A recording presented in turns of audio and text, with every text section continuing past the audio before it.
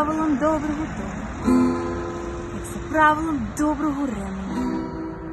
Згадаю, з якого я племені, пригадаю, з якого міста. Я чекаю на своїх геремі. В мене просто немає де сісти, написати свою промову. В мене немає дому, в мене немає дому, в мене немає дому. А люди такі соти, за день в свої бетоні соти, а де їх ще ховатись, сохнути людям першого й другого сорту.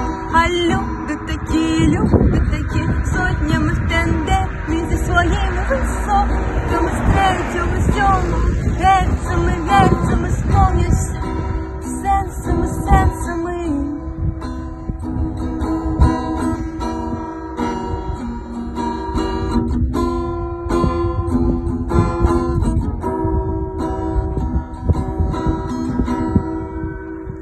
Справа в тому, що у мене немає дому. Я більше ніколи нічого нікому. Ти перший, з ким ділю свою колу. І більше.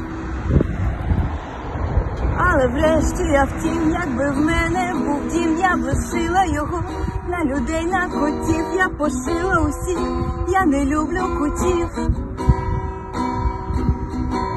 А люди такі соти, за день в свої бетоні соти, а де їх ще ховатись, сохнути людям першого й другого сорту. А люди такі сотні тендемі зі своїми висотками, з третього, сьомого, герцами сповняться сенсами.